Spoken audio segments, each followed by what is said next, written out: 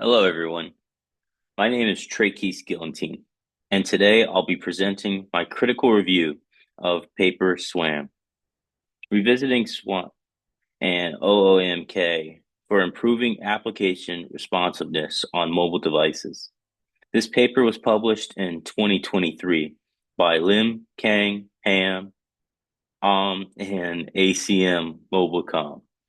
My goal in this presentation is not only to summarize the paper, but also to critically evaluate it, highlight its strengths and weaknesses, and connect its findings to what we've learned in advanced operating systems. To start with some background, mobile devices operate under far tighter resource limits than desktops or servers. They typically have less RAM, rely on flash storage that wears over time, and must conserve battery life. Despite these limits, billions of users expect their phones to be smooth and responsive.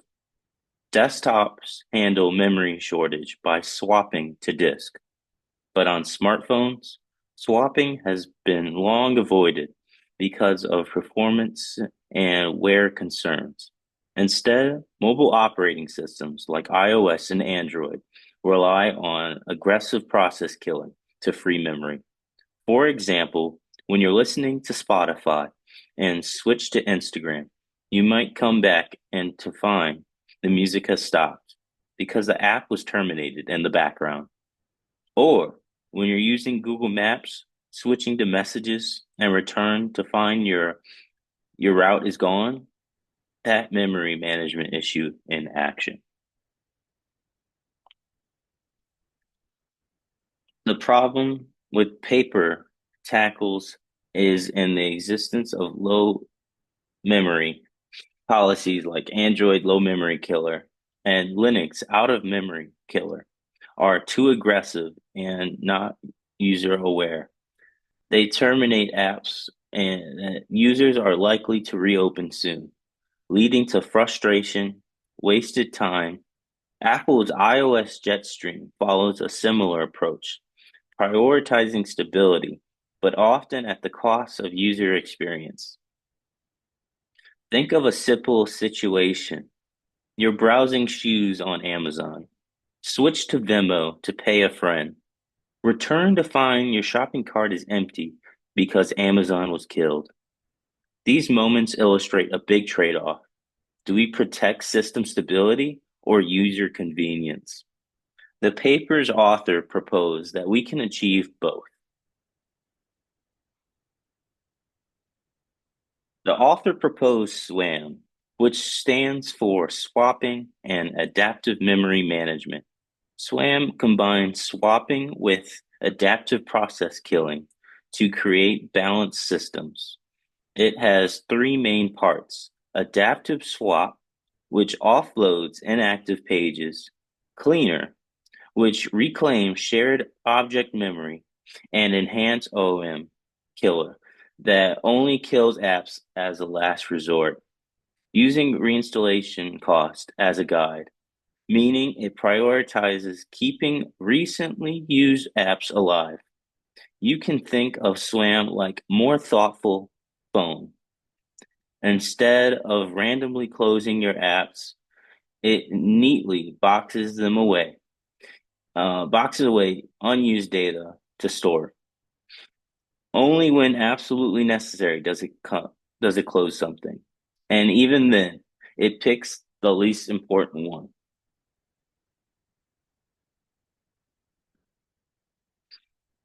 The results are impressive. SWAM reduces app kills by 6.5 times, cut apps relaunch times by 36%, and improve responsiveness by 41% compared to standalone Android LMK. To visualize this, imagine scrolling through TikTok, switching to Snapchat, and then back. Normally, TikTok might reload, but with SWAM, it stays ready to go instantly. This paper challenges the long-standing belief that swapping is too risky for mobile. The authors showed that when Used carefully and adaptively, swapping can easily enhance performance without significantly affecting flash storage durability.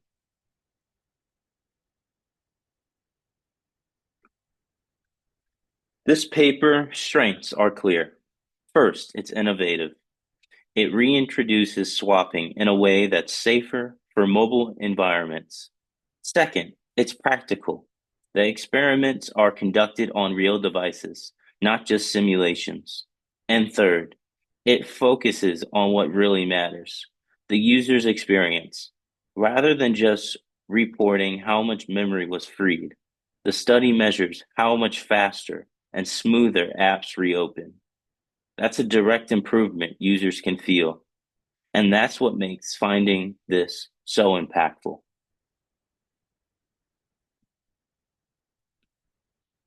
Weaknesses and limitations. However, the paper has limitations.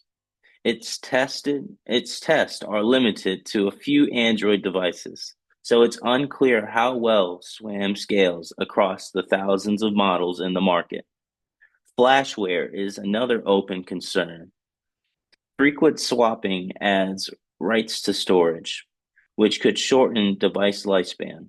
And finally, the approach is tightly linked to Android and Linux, making it difficult to apply to iOS.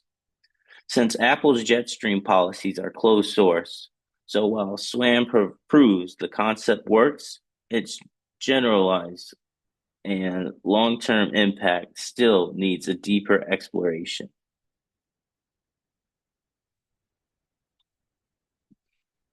When comparing SWAM to other systems, we see three philosophies. iOS Jetstream is a strict, rule-based manager. It terminates process based on priority bands to preserve stability. Android LMK is more statistical. It assumes and it assigns scores to process and kills the ones that are the lowest importance. SWAM, on the other hand, takes a hybrid approach. It swaps, cleans, and only kills when absolutely necessary. Think of Jetstream as a strict teacher, LMK as a performance coach, and SWAM as a flexible manager who adapts and tries to keep everyone productive.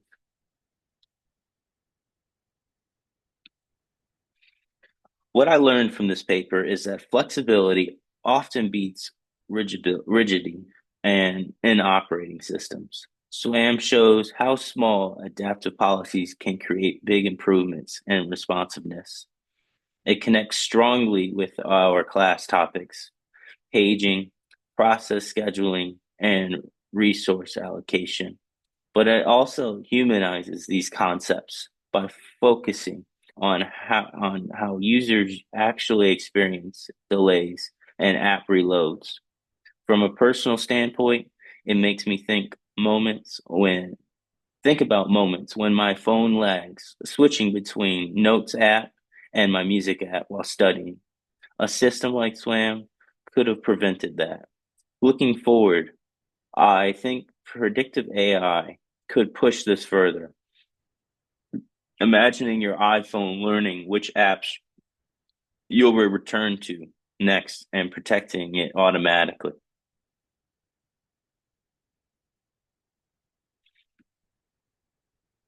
In conclusion, this paper delivers a meaningful contribution to mobile operating systems, reimagines memory management through adaptive swapping, selective killing, and achieving smoother multitasking and a better user experience.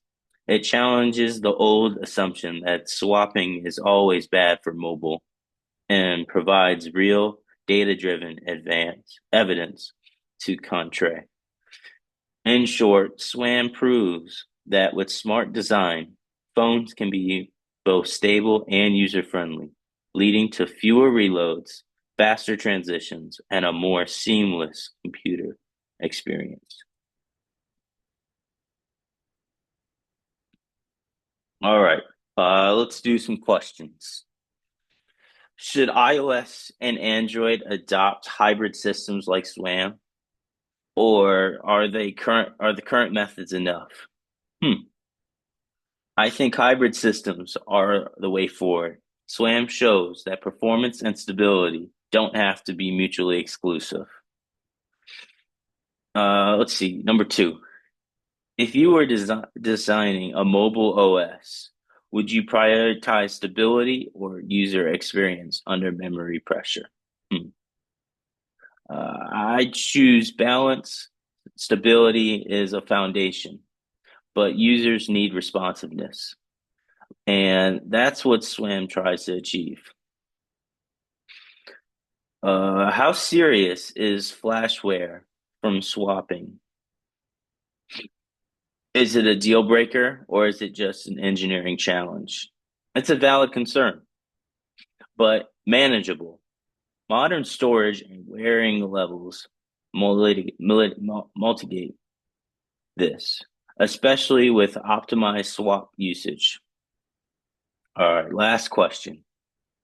Is predictive AI based memory management the future, or is it too complex? AI will likely play a key role. If systems can accurately predict app usage patterns, they can optimize memory with minimal trade-offs. Thank you. Have a great day.